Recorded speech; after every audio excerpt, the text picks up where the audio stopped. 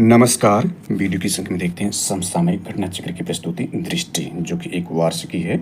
समसामयिक घटना चक्र की यह दृष्टि, इसके अंतर्गत देखें दृष्टि 2025 यानी दृष्टि 2025 वॉल्यूम 1 यानी इसका फर्स्ट वॉल्यूम है। और इसमें देखिए समसामयिक घटनाओं का वार्षिक संकलन इसमें कलेक्टेड है। 1 जुलाई 2024 से 25 जून 2025 तक, यानी 1 जुलाई 2024 से लेकर के 25 जून 2025 तक के आंकड़े इसमें अपडेटेड हैं। और यह लेक्चर देखें तो आगामी सभी प्रतियोगी परीक्षाओं की दृष्टि यानी से महत्वपूर्ण होगा। आगामी जो नियरेस्ट एग्जाम है उसके लिए अति महत्वपूर्ण साबित हो सकता है, जिसके अंतर्गत देखें तो 27 जुलाई 2025 को आयोजित होने वाली यूपीपीएससी द्वारा आयोजित आरओ री एग्जाम 2023 के लिए अति महत्वपूर्ण साबित हो सकता है। इसके अलावा देखें अक्टूबर 2025 में आयोजित यूपीपीएससी द्वारा ही अपर पीटी एग्जाम 2025 के लिए भी यह लेक्चर अति महत्वपूर्ण साबित हो सकता है। साथ ही देखें एसपीएससी यानी राज्य लोक सेवा आयोग के अंतर्गत देखें 71वें BPSC PT exam, MPSC, GPSC, RPSC, UPPSC, साथ ही संघ लोक सेवा आयोग की परीक्षाओं के लिए भी और एसएससी पीटीपीएससी द्वारा आयोजित पेट 2025 के लिए भी। और यह अंक है आगामी सभी प्रतियोगी नियरेस्ट सभी प्रतियोगी परीक्षाओं के दृष्टिकोण से अति महत्वपूर्ण साबित हो सकता है। तो चलिए इस लेक्चर को शुरू करते हैं। इसके अनुक्रमणिका या इंडेक्स को देख लें तो इसमें यहाँ देख सकते हैं समसामयिक घटना चक्र का एक वार्षिक अंक है। और यहाँ पर इसके बारे में देखें तो राष्ट्रीय परिदृश्य सूक्ष्म दृष्टि के अंतर्गत इसमें राष्ट्रीय यानी सूक्ष्म दृष्टि सबसे पहले, इसके बाद राष्ट्रीय परिदृश्य पर हमने महत्वपूर्ण लेक्चर बना के चैनल पर अपलोड कर दिया है। आप इस चैनल को सब्सक्राइब करके वीडियो को लाइक करके सारे लेक्चर को देख सकते हैं। राष्ट्रीय परिदृश्य पर जो हमने अब तक लेक्चर बनाया उसमें देखें मिजोरम, गोवा और लद्दाख में पूर्ण कार्यात्मक साक्षरता बना दिया गया है डिटेल में। संविधान हत्या दिवस 25 जून 2075 यानी 1975 25 जून 1975 को जो आपातकाल लागू किया गया था उस दिन को संविधान हत्या दिवस के रूप में मनाया जा रहा है। देश का सबसे बड़ा ऑटोमोबाइल गति शक्ति मल्टी मॉडल कार्गो टर्मिनल वो हमने देख लिया है। एयर इंडिया ड्रीमलाइनर विमान दुर्घटना AI-171 को हमने विस्तार से देखा। केंद्र सरकार ने जातीय जनगणना के 29 पर विस्तार चर्चा कर लिया है। चिनाब रेल पुल विश्व का सर्वाधिक ऊंचा रेलवे ब्रिज आर्च, इसको भी हमने देख लिया। इसके बाद घाटापुर ताप विद्युत परियोजना इकाई फर्स्ट को देखा, जो कि यह आप अपने यानी यूपी स्पेशल के लिए इंपॉर्टेंट है, वेरी वेरी इंपॉर्टेंट है, जो कि कानपुर में यह स्थापित किया गया। इसको आप देख सकते हैं। लोक माता देवी अहिल्याबाई महिला सशक्तिकरण महासम्मेलन 2025, ताप्ती बेसिन मेगा रिचार्ज परियोजना पहलगाम से युद्ध विराम तक, ये वेरी वेरी इंपॉर्टेंट है, जिसमें ऑपरेशन सिंदूर द्वारा भारत ने आतंकवादियों को निबोध कर दिया था। इसके बाद देखिए उत्तर प्रदेश में सेमीकंडक्टर यूनिट की स्थापना। और इसके बाद जन सुरक्षा योजना के 10 वर्ष 2015 से 2025 तक जितनी भी जन सुरक्षा की भारत सरकार ने योजना की, इसमें संपूर्ण जानकारी दी जा चुकी है। तो इतने जो करंट अफेयर्स है राष्ट्रीय प्रदेश के लेटेस्ट, उस पर महत्वपूर्ण लेक्चर बनाकर इस चैनल पर अपलोड कर दिया गया है। चलिए आज का लेक्चर देखते हैं। अंतर्राष्ट्रीय परिदृश्य को कवर करते हैं। अंतर्राष्ट्रीय परिदृश्य में देखें तो यह जो डाटा है 25 जून 2025 तक का है। 25 जून 2025 तक के डाटे हैं। इसमें अपडेट करते हुए आज तक को इसमें अपडेट कर देते हैं। यानी आज तक का मतलब देखें आज 12 जुलाई है, 12 जुलाई 2025 तक के आंकड़े इसमें अपडेट करते हैं लेटेस्ट डाटा के रूप में। तो इसमें देखें अंतर्राष्ट्रीय परिदृश्य में ये सारी घटनाएं दी गई हैं। तो चलिए इस लेक्चर को शुरू करते हैं अंतर्राष्ट्रीय परिदृश्य को। थोड़ी सी जानकारी राष्ट्रीय घटनाओं की सूक्ष्म दृष्टि को देखना चाहें तो यहाँ आप देख सकते हैं। सूक्ष्म दृष्टि हालांकि उतने विस्तार से इसमें नहीं एक्सप्लेन किया गया है, केवल आप इसको रट सकते हैं। इसके एक्सप्लेनेशन या इसके बेसिक बैकग्राउंड से इससे कोई संपर्क नहीं है, लेकिन यह आप तैयारी कर सकते हैं इस आधार पर भी। इस सूक्ष्म दृष्टि राष्ट्रीय घटनाओं की सूक्ष्म दृष्टि दिया गया है। इसके बाद जो बृहद दृष्टि थी राष्ट्रीय परिदृश्य, इसमें हमने विस्तार समझाने का प्रयास किया। इसके बेसिक बैकग्राउंड से लेकर संपूर्ण जानकारी इसमें नहीं थी, क्योंकि देखिए आयोग जो अब क्वेश्चन पूछ रहा है केवल वन लाइनर रूप से फैक्ट के रूप में नहीं पूछ रहा है, चाहे करंट अफेयर्स हो चाहे कोई भी क्वेश्चन हो, चाहे कोई भी क्वेश्चन का मतलब आप देख सकते हैं समसामयिक घटनाओं पर व्यक्तियों की जानकारी जो ली जा रही है वह ज़्यादा, यानी एक ही क्वेश्चन में कई क्वेश्चनों का गुच्छा के रूप में पूछा जा रहा है, यानी उसको मैचिंग कराया जा रहा है, या फिर उसको जो है गलत या सही के रूप में भी उसकी पहचान की है, कौन सी गलत कौन सही 3-4 क्वेश्चन देकर विकल्प पूछे जा रहे हैं। साथ ही साथ कथन और कारण के आधार पर भी इसकी जो जांच की जा रही है समसामयिक घटनाओं, इसलिए केवल ऑनलाइन रूप में आप इसको देख करके या फिर सूक्ष्म दृष्टि के रूप में हालांकि उसको रट सकते हैं तो अच्छी बात है, लेकिन उतना संभव नहीं है जितना कि आप बृहद दृष्टि को देख सकते हैं। अपना अपना नजरिया है।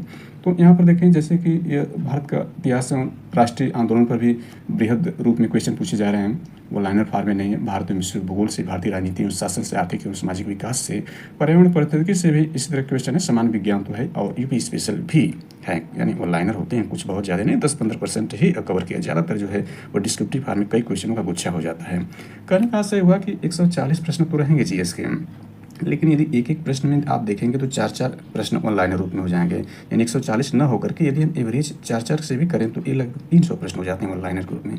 तो आप केवल ऑनलाइन के रूप में एक भी उसमें जानते रहेंगे और 2-3 आपको नहीं पता तो ये क्वेश्चन मतलब गलत होने की ज़्यादा प्रोबेबिलिटी बन जाएंगे।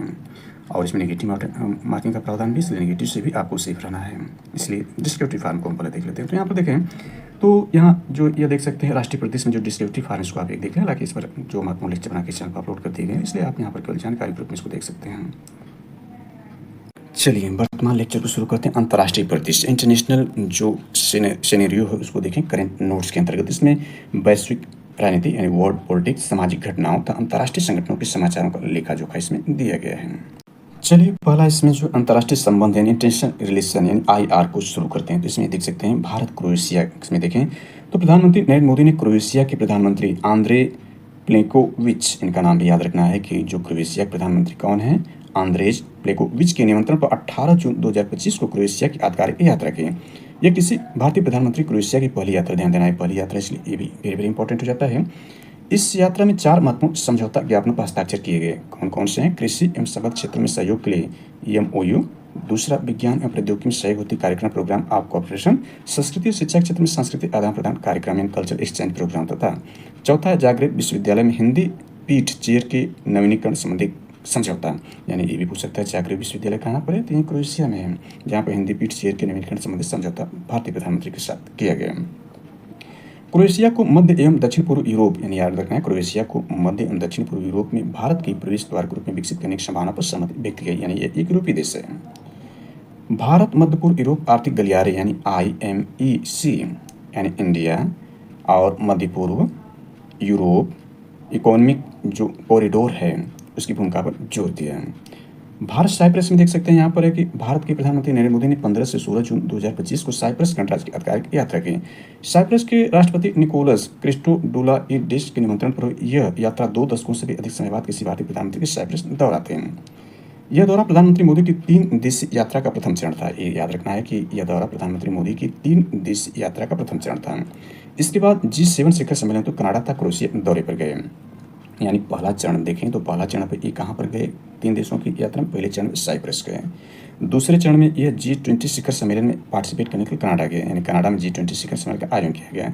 इसके बाद क्रोएशिया का दौरा किया, क्रोएशिया के हमने ऊपर ही देख लिया, यानी ये आखिरी चरण था, 3 चरणों में आखिरी चरण में ये क्रोएशिया पहुँचे। वर्ष 1964 में भारतीय सेना साइप्रस में संयुक्त राष्ट्र शांति सेना यानी UNFICYP का हिस्सा रही, जहाँ 3 भारतीय जनरल कमांडर भी रहे। साइप्रस ने संयुक्त राष्ट्र सुरक्षा परिषद में सुधारों हेतु भारत की अस्थायी सदस्यता के प्रति अपना समर्थन व्यक्त किया, फिर से व्यक्त किया।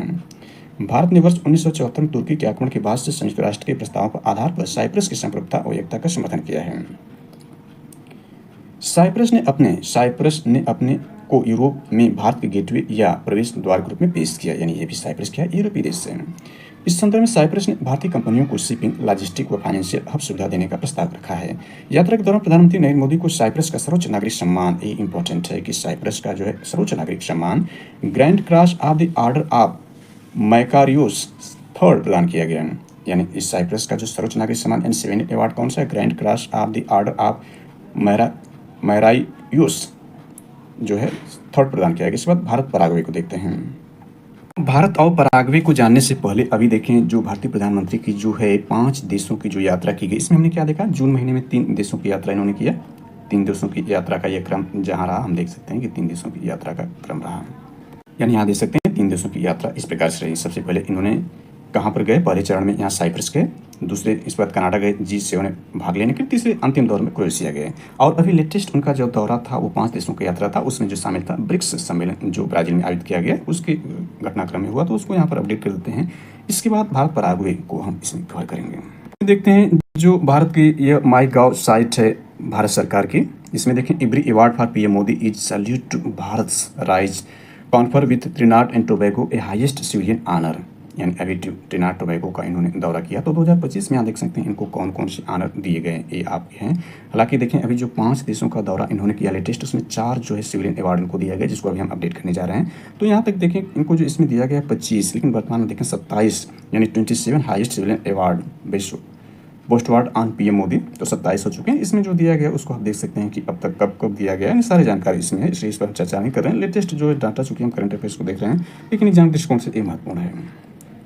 तो इसमें देखते हैं एक्सप्लेन डिप्लोमेसी को देखते हैं। तो India outreach to global south, why PM Modi 9 days यानी 9 दिन की 5 nation trip, one of the longest visit overseas, beginning जो है वह लेटेस्ट जो इसमें देखें टुमारो का मतलब ये 2 जुलाई से, यानी इसमें 5 देशों की यात्रा प्रधानमंत्री मोदी ने जो किया उसमें सबसे पहले घाना का मतलब 2 से 3 जुलाई के पहले चरण इन्होंने घाना गए, यानी घाना इसमें देख सकते हैं यहाँ पर यह जो है पश्चिमी अफ्रीकी देश, यहाँ घाना देख सकते हैं।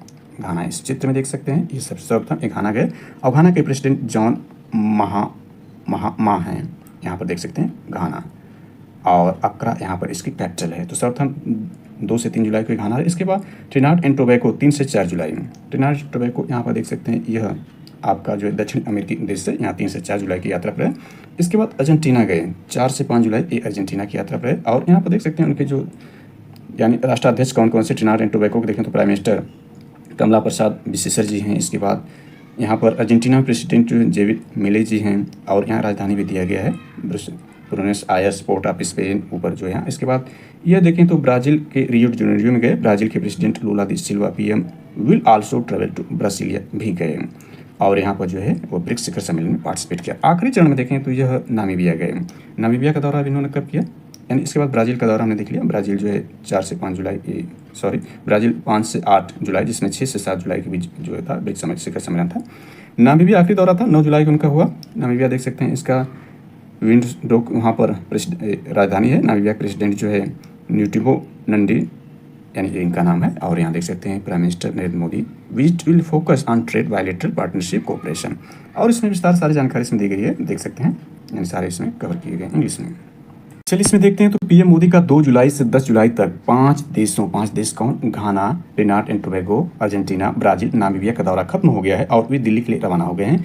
उनने पिछले 7 दिनों में 4 देशों में सर्वोच्च नागरिक सम्मान दिए। 7 दिनों में 4 सर्वोच्च नागरिक सम्मान कौन कौन दिए यहाँ देख सकते हैं। सबसे पहले घाना देखें 3 जुलाई 2025 को, और घाना का सर्वोच्च नागरिक सम्मान किया officer of the order of the star of Ghana, officer of the order of the star of Ghana award दिया इन्होंने। ट्रिनिडाड एंड टोबैगो देखें 4 जुलाई 2025 को order of the Republic of Trinidad and Tobago award यह दिया। इसके बाद देखें Brazil ने 8 जुलाई को ब्राज़ील ने कौन से अवार्ड दिया, grand collar of the national order of the southern cross, ये अवार्ड दिया ब्राज़ील ने। और आखिर में 9 जुलाई को नामीबिया ने कौन सा अवार्ड दिया, order of the most ancient Willey stevia mirabilis, यह अवार्ड दिया। तो टोटल अवार्ड की संख्या जो पीएम मोदी को मिल चुकी है वो 27 हो चुकी है। इसमें नामीबिया के बारे में देखें तो नामीबिया की संसद में पीएम मोदी के संबोधन की बड़ी बातें। कुछ महीने पहले नामीबिया ने अपनी पहली महिला राष्ट्रपति चुने, यानी पहली महिला राष्ट्रपति को हमने देखा था। हम आपके गर्व और खुशी को समझते हैं, क्योंकि भारत में हम भी राष्ट्रपति को गर्व से मैडम प्रेसिडेंट ही कहते हैं। यहाँ की जो राष्ट्रपति भारत में द्रौपदी मुर्मू जी, वो भी एक महिला राष्ट्रपति हैं। हालांकि वो दूसरी महिला राष्ट्रपति हैं, उनसे पूर्व प्रतिभा पाटिल जी भारत की पहली महिला राष्ट्रपति बन चुकी थी। नामीबिया के बारे में देखें तो नामीबिया भारत की यूपीआई तकनीकी अपनाने वाला पहला देश बन गया। हमारा द्विपक्षीय व्यापार $80 करोड़ यानी 6,680 करोड़ रुपये को पार कर गया। लेकिन क्रिकेट के मैदान की तरह हम अभी तैयारी करें, हम तेजी से और ज़्यादा रन बनाएंगे। तो यहाँ देख सकते हैं पीएम मोदी की यह जो है संबोधन है। इसमें देखें तो मोदी 27 साल बाद नामीबिया जाने वाले भारतीय प्रधानमंत्री हैं। नामीबिया में प्रधानमंत्री मोदी की यह पहली और किसी भारतीय प्रधानमंत्री की तीसरी यात्रा। 27 सालों बाद कोई भारतीय प्रधानमंत्री नामीबिया दौरे पर है। इससे पहले 1998 में तत्कालीन प्रधानमंत्री अटल बिहारी वाजपेयी नामीबिया गए तो 1990 में उस वक्त पीएम रहे बीपी सिंह, पूर्व प्रधानमंत्री राजीव गांधी सहित बड़े नेता नामीबिया के स्वतंत्रता दिवस पर वहाँ गए थे।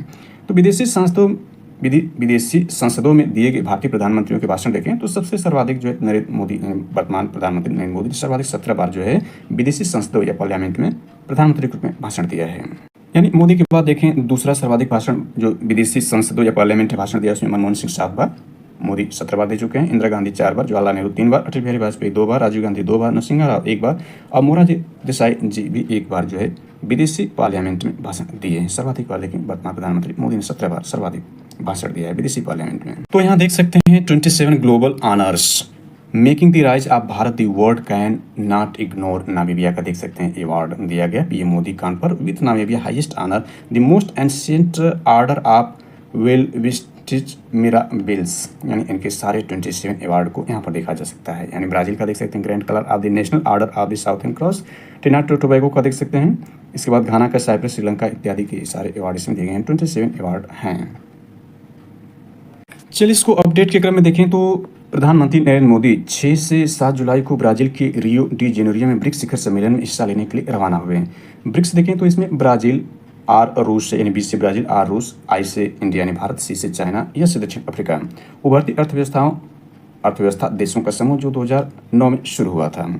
इसका मुख्यालय चीन के शंघाई शहर में है, यानी इसका मुख्यालय हेडक्वार्टर चीन के शंघाई शहर में, और यह दुनिया की लगभग 40% जनसंख्या, 25% वैश्विक जीडीपी का प्रतिनिधित्व करता है। 2023 में ब्रिक्स विस्तार की घोषणा के बाद सॉरी, इसको पुनः देखें। 2023 में ब्रिक्स विस्तार की घोषणा के बाद इसमें कौन कौन देश शामिल हुए हैं? तो इसमें ईरान, मिस्र, इथोपिया, यूएई, सऊदी अरब, इंडोनेशिया भी इसके सदस्य बने हैं। यानी अब सदस्यों की संख्या देखें, यानी ब्रिक्स में देखें तो 5 हैं। वैसे इसके संस्थापक सदस्य जो थे वो ब्रिक थे। ब्रिक जो 2009 में शुरुआत होती है ब्रिक था। और इसके बाद जो है इसमें साउथ अफ्रीका एस शामिल हो गया तो ब्रिक्स हो गया। तो 5 इसके सदस्य, 5 सदस्य थे, 6 इसमें ऐड हो गए। तो वर्तमान में देखें कुल 11 जो है सदस्य ब्रिक्स में शामिल हो गए हैं। तो इसके बारे में थोड़ी संक्षिप्त में जानकारी हुई। अपडेट के बाद आगे देखते हैं इस नोट्स में, यानी जो समसामयिक घटना चक्र के नोट था उसको इसमें देखते हैं। तो भारत थाईलैंड संबंध को देख लेते हैं। इंडिया थाईलैंड रिलेशनशिप IR के बारे में देख रहे हैं। तो भारत थाईलैंड के आधुनिक राजनयिक संबंध वर्ष 1947 में स्थापित हुए थे। भारत की आज़ादी के समय स्थापित हुए थे और वर्ष 2022 में इसकी 75वीं वर्षगांठ मनाई गई। यानी भारत की आज़ादी की जो 2022 में वर्षगांठ मनाई गई, 75वीं वर्षगांठ, उसी तरह से भारत थाईलैंड के संबंध की भी वह 75वीं वर्षगांठ मनाई गई। थाईलैंड के प्रधानमंत्री पैंतोग टान शिनावात्रा के निमंत्रण प्रधानमंत्री नरेंद्र मोदी 3 से 4 अप्रैल 2025 के मध्य थाईलैंड की यात्रा पर है। यह प्रधानमंत्री नरेंद्र मोदी की थाईलैंड की तीसरी यात्रा रही। 3 अप्रैल 2025 को प्रधानमंत्री नरेंद्र मोदी ने थाईलैंड के प्रधानमंत्री के साथ द्विपक्षीय वार्ता की। वार्ता के बाद दोनों देशों के बीच निम्न 6 ज्ञापन यानी समझौता ज्ञापन हुए। इसमें 6 कौन से वेरी इंपॉर्टेंट है। पहला तो भारत थाईलैंड रणनीतिक साझेदारी की स्थापना पर संयुक्त घोषणा। थाईलैंड के डिजिटल अर्थव्यवस्था और समाज मंत्रालय द्वारा भारत सरकार के इलेक्ट्रॉनिकी और सूचना प्रौद्योगिकी मंत्रालय के बीच डिजिटल प्रौद्योगिकी के क्षेत्र में सहयोग पर समझौता ज्ञापन। भारत सरकार के बंदरगाह नौवहन जलमार्ग मंत्रालय के सागरमाला प्रभाग और थाईलैंड के संस्कृति मंत्रालय के ललित कला विभाग के बीच लोथल गुजरात में राष्ट्रीय समुद्री विरासत परिषद यानी NMHC के विकास के लिए समझौता ज्ञापन हुआ। चौथा इसमें देखें तो सूक्ष्म लघु और मध्यम उद्योगों के क्षेत्र में सहयोग पर भारत के राष्ट्रीय लघु उद्योग निगम लिमिटेड यानी NSIC और थाईलैंड के लघु और मध्यम उद्योग संवर्धन कार्यालय OSMEP के बीच समझौता ज्ञापन हुआ। भारत के उत्तर पूर्वी क्षेत्र विकास मंत्रालय और थाईलैंड के विदेश मामलों के मंत्रालय के बीच समझौता ज्ञापन हुआ। भारत के उत्तर पूर्वी हस्तशिल्प आविष्कार विकास निगम लिमिटेड यानी NEHDC और थाईलैंड सरकार की क्रिएटिव इकोनॉमी एजेंसी CEA के बीच समझौता ज्ञापन हुआ। यानी इसको याद रखना किसके बीच समझौता ज्ञापन हुआ, वेरी इंपॉर्टेंट है। अब देखते हैं भारत श्रीलंका संबंध को। इसमें तो भारत की पड़ोसी प्रथम नीति तक श्रीलंका एक प्रमुख स्थान रखता है। श्रीलंका में राजनीतिक परिवर्तन के बाद वामपंथी नेता अनुरा कुमारा दिशा नायक के राष्ट्रपति बने सितंबर 2024 में और उन्होंने दिसंबर 2024 में अपनी प्रथम राजकीय विदेश यात्रा भारत की। इसी क्रम में 4 से 6 अप्रैल 2025 के मध्य प्रधानमंत्री नरेंद्र मोदी श्रीलंका की राजकीय यात्रा पर गए थे या रहे थे। इसमें श्रीलंका की यात्रा से पूर्व थोड़ी जानकारी इसमें ऐड कर लेते हैं कि 51वां यानी 51वां G शिखर सम्मेलन यानी प्रधानमंत्री मोदी की 3 देशों की यात्रा में दूसरा जो यात्रा क्रम था उसमें 51वां G7 शिखर सम्मेलन 2025 भी था। तो यहाँ पर हम इसको देख सकते हैं कि 15 से 17 जून 2025 के मध्य कनाडा की अध्यक्षता में कनानारिस्क अल्बर्टा कनाडा में 91वें G7 शिखर सम्मेलन 2025 का आयोजन किया गया। 1 जनवरी 2025 को कनाडा ने इटली से G7 की अध्यक्षता ग्रहण की थी। यानी 2024 में किसने अध्यक्षता की थी? इटली की। यह आयोजन कहाँ किया गया था? इटली में किया गया था। कनाडा के प्रधानमंत्री मार्क कार्नी ने इस शिखर सम्मेलन की अध्यक्षता की। इस शिखर सम्मेलन में यानी 7 G7 सदस्य राष्ट्रों के नेताओं के अलावा यूरोपीय परिषद यानी यूरोपीय काउंसिल के अध्यक्ष एंटोनियो कोस्टा और यूरोपीय आयोग के अध्यक्ष उर्सुला वान डेर लेयन भी प्रतिभाग किया। G7 के अध्यक्ष के रूप में कनाडा ने इस शिखर सम्मेलन के दौरान आयोजित कुछ कार्य सत्रों में भाग लेने के लिए अन्य राष्ट्रीय अंतर्राष्ट्रीय संगठनों को आमंत्रित किया था। भारत के अलावा अन्य 6 आमंत्रित देशों में ऑस्ट्रेलिया, ब्राजील, मैक्सिको, दक्षिण अफ्रीका, दक्षिण कोरिया और यूक्रेन शामिल हैं। प्रधानमंत्री नरेंद्र मोदी ने इस शिखर सम्मेलन में भाग लिया। इस शिखर सम्मेलन में G7 सदस्य देशों ने नाना स्किस वाइल्ड फायर चार्टर को अपनाया। यह पहल जंगलों में लगने वाली आग को रोकने, उससे लड़ने और पुनर्निर्माण सहयोग करेगी। भारत ने ऑस्ट्रेलिया, मैक्सिको, दक्षिण कोरिया, दक्षिण अफ्रीका के साथ मिलकर इस पहल का समर्थन किया। G7 के बारे में देख लें तो G7 जो है G7 विश्व के 7 सर्वाधिक औद्योगिक विकसित महाशक्तियों का संगठन। इस संगठन में सदस्य देशों में कौन कौन से? संयुक्त राज्य अमेरिका यानी USA, कनाडा, यूनाइटेड किंगडम यानी UK, जर्मनी, फ्रांस, इटली एवं जापान शामिल हैं। इसमें देखें जो UNO यानी यूनाइटेड नेशन है उसमें जो परमानेंट मेंबर जो G7 के सदस्य उसमें देखें कौन कौन से परमानेंट मेंबर हैं। तो आपका उनके नाम फेस रसिया से शुरू होते हैं। फेस रसिया यानी G7 में रसिया नहीं है क्योंकि जब पहले ये G8 था तो रसिया था, रसिया को सस्पेंड कर दिया गया वर्तमान में, तो रसिया इसमें G7 में नहीं है। तो परमानेंट जो मेंबर यूएनओ में उसमें फ्रांस है। तो देखें इसमें फ्रांस है G7 में। अमेरिका है, अमेरिका भी इसमें है। सी इसमें चाइना इसमें नहीं है। चाइना और रसिया इसमें नहीं, ये याद रखना है। और इसमें इंग्लैंड है, यूनाइटेड किंगडम है। यानी देखें जो परमानेंट मेंबर हैं पाँच जो मेंबर उसमें से 3 जो हैं वो G7 के सदस्य हैं और 4 जो है वह परमानेंट यानी जो परमानेंट मेंबर नहीं हैं, 4 जो G7 के सदस्य परमानेंट मेंबर नहीं हैं, 2 जो G7 में नहीं है, चाइना और रशिया। यहीं पर G20 को भी देख सकते हैं थोड़ी सी जानकारी के रूप में। तो 1 दिसंबर 2024 को दक्षिण अफ्रीका ने G20 की अध्यक्षता ग्रहण की। भारत एवं ब्राजील के बाद यह लगातार तीसरा अवसर है जब कोई ब्रिक्स देश G20 का अध्यक्ष बना है। वर्ष 2025 में G20 शिखर सम्मेलन का आयोजन दक्षिण अफ्रीका में प्रस्तावित है। यह प्रथम अवसर होगा जब अफ्रीका महाद्वीप का कोई देश G20 शिखर सम्मेलन की मेजबानी करेगा। दक्षिण अफ्रीका द्वारा G20 की अध्यक्षता एकजुटता, समानता और सतत विकास को बढ़ावा देना यानी fostering solidity, equality and sustainable development के विषय पर केंद्रित होगी। चलिए अब देखते हैं भारत श्रीलंका संबंध को। तो हमने ये देख लिया इसके बारे में, इससे आगे कड़ी में देखते हैं। तो इसमें ये देखें कि इससे पूर्व उन्होंने वर्ष 2019 में श्रीलंका का दौरा किया था। भारतीय प्रधानमंत्री ने इससे पूर्व 2019 में, यानी देखें तो 25 आ गया है, 25 का मतलब 6 वर्ष बाद उनका दौरा रहा। इस यात्रा के दौरान उन्होंने श्रीलंका के राष्ट्रपति अनुराग कुमार दिसानायके के साथ द्विपक्षीय वार्ता की। वार्ता के बाद दोनों देशों के बीच निम्न 7 समझौता ज्ञापनों को आदान प्रदान किया गया। इस 7 को देख सकते हैं। विद्युत के आयात निर्यात के लिए HVDC इंटरकनेक्शन के क्रियान्वयन के लिए दोनों देशों के बीच समझौता ज्ञापन हुआ। डिजिटल परिवर्तन के लिए बड़े स्तर पर कार्यान्वित सफल डिजिटल समाधानों को साझा करने के क्षेत्र में सहयोग का समझौता ज्ञापन हुआ। त्रिकोमाली को ऊर्जा केंद्र के रूप में विकसित करने के सहयोग के लिए भारत सरकार, श्रीलंका सरकार और संयुक्त अरब अमीरात के मध्य समझौता। इसमें 3 सरकारें हैं, भारत सरकार, श्रीलंका सरकार, संयुक्त अरब यानी UAE की सरकार के मध्य समझौता हुआ है। रक्षा सहयोग को दोनों देशों के बीच समझौता ज्ञापन हुआ। पूर्वी प्रांत के लिए बहुक्षेत्रीय अनुदान सहायता पर समझौता ज्ञापन। स्वास्थ्य एवं चिकित्सा क्षेत्र में सहयोग पर दोनों देशों के बीच समझौता ज्ञापन। भारत फार्माकोपिया आयोग और श्रीलंका के राष्ट्रीय औषधि नियामक प्राधिकरण के मध्य फार्माकोपिया सहयोग पर समझौता ज्ञापन हुआ। इस दौरान श्रीलंका के राष्ट्रपति ने भारतीय प्रधानमंत्री नरेंद्र मोदी को श्रीलंका मित्र भूषण पुरस्कार से सम्मानित किया। ये वेरी वेरी इंपॉर्टेंट है कि श्रीलंका मित्र भूषण अवार्ड यानी EB जो प्रेजेंट में 27 जो अवार्ड है, उसमें EB श्रीलंका का मित्र भूषण अवार्ड भी शामिल है। इसी यात्रा के दौरान प्रधानमंत्री नरेंद्र मोदी को श्रीलंका के राष्ट्रपति ने दिया। यह सम्मान विदेशी नेताओं को दिया जाने वाला श्रीलंका का सर्वोच्च सम्मान है। यानी ध्यान दें कि श्रीलंका का सर्वोच्च सम्मान विदेशी नेताओं को दिए जाने वाले। यह सम्मान पाने वाले पहले भारतीय नेता हैं। या याद रखें कि जो 27 अवार्ड है इसमें प्रधानमंत्री नरेंद्र मोदी को दिया गया, जो श्रीलंका का सर्वोच्च अवार्ड है विदेशी नेताओं को दिया जाने वाला, और यह सम्मान पाने वाले पहले भारतीय नेता हैं। भारतीय प्रधानमंत्री ही नहीं, भारतीय नेता भी पहले हैं। भारत न्यूजीलैंड संबंध को आगे देख सकते हैं। इसमें देखें तो यह है कि दोनों देशों के बीच राजनीतिक संबंध की स्थापना वर्ष 1952 में हुई। भारत की आज़ादी के 5 साल बाद हुई थी। अगस्त 2024 भारत के राष्ट्रपति द्रौपदी मुर्मू ने भी न्यूजीलैंड का दौरा किया था। 16 से 20 मार्च 2025 के मध्य न्यूजीलैंड के प्रधानमंत्री क्रिस्टोफर लक्सन भारत की आधिकारिक यात्रा पर रहे। प्रधानमंत्री के रूप में उनकी यह पहली भारत यात्रा थी। यानी इनको याद रख लें, न्यूजीलैंड के प्रधानमंत्री कौन से पूछ सकता है, क्रिस्टोफर लक्सन है, और इनकी पहली भारत यात्रा थी। इस यात्रा के दौरान वे नई दिल्ली में 10वें रायसीना डायलॉग 2025 के उद्घाटन सत्र में मुख्य अतिथि के रूप में, चीफ गेस्ट के रूप में शामिल हुए। इस दौरान उन्होंने प्रधानमंत्री नरेंद्र मोदी के साथ द्विपक्षीय वार्ता की। वार्ता के बाद दोनों देशों के बीच निम्न समझौता ज्ञापनों का आदान प्रदान किया गया। इसको देख सकते हैं कौन कौन से समझौता ज्ञापन का आदान प्रदान किया गया है। इसमें महत्वपूर्ण से देखें तो इस दौरान न्यूजीलैंड इंडो पैसिफिक महासागरों की पहल यानी IPOI भी शामिल हुआ। इसमें दोनों देशों के बीच खेल में सहयोग ज्ञापन भी, दोनों देशों के बीच शिक्षा सहयोग पर समझौता है, यानी सारे समझौतों को देख सकते हैं। इसके बाद भारत मॉरिशस संबंध को देख सकते हैं। मॉरिशस और भारत के संबंध निकटतम सांस्कृतिक और ऐतिहासिक रिश्तों पर आधारित है। मॉरिशस की 70% अधिक आबादी भारतीय मूल की है। मॉरिशस को अक्सर हिंद महासागर में भारत का द्वार कहा जाता है। मॉरिशस देखें तो यह हिंद महासागर में द्वीपीय देश है, तो इसको क्या कहते हैं, मॉरिशस को हिंद महासागर में भारत का द्वार कहा जाता है मॉरिशस को। इसमें देखें तो उच्च स्तरीय संपर्क बहुत नियमित रहे हैं। यानी इसमें देखें तो 11 से 12 मार्च 2025 के मध्य प्रधानमंत्री नरेंद्र मोदी मॉरिशस की राष्ट्रीय यात्रा पर है।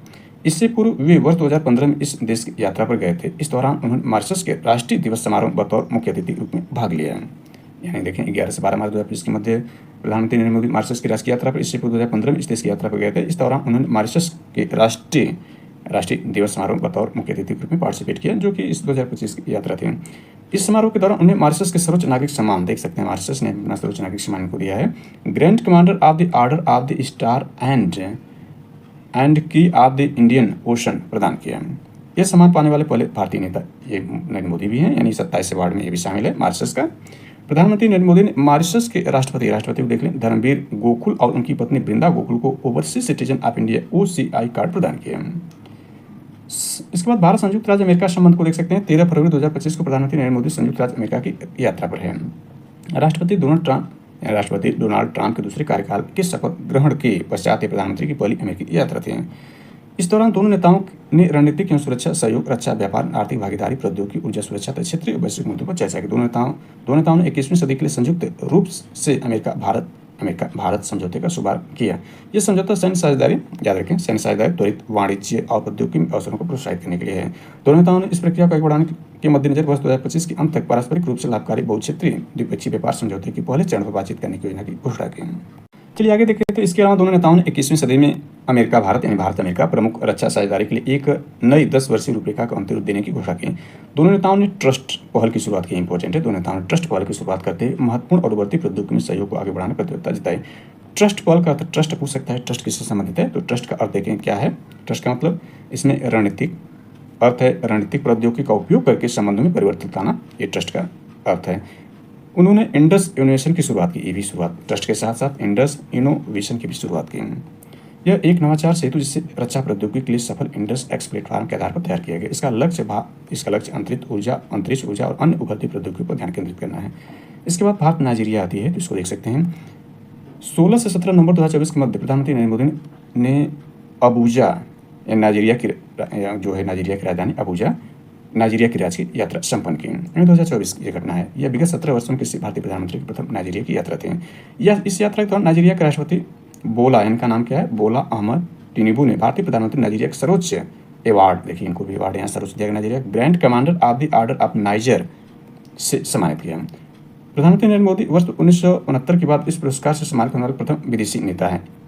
यह पुरस्कार उनके राजनीतिक कौशल और भारत राजनीतिक संबंधों को मजबूत करने के उत्कृष्ट योगदान के लिए प्रदान किया गया। इसके बाद भारत गुआना को देख सकते हैं, सारी जानकारी इसमें दी गई है, भारत गुआना इत्यादि है। इसके बाद देख सकते हैं दूसरा भारत कैरिकॉम शिखर सम्मेलन 20 नवंबर 2024 को जॉर्जटाउन गुयाना में दूसरा भारत कैरिकॉम शिखर सम्मेलन, इसके बारे में भी देखा जा सकता है। इसके बाद भारत सिंगापुर को देख सकते हैं। सिंगापुर के प्रधानमंत्री लॉरेंस वी के निमंत्रण प्रधानमंत्री नरेंद्र मोदी ने 4-5 सितंबर 2024 को सिंगापुर की आधिकारिक यात्रा की।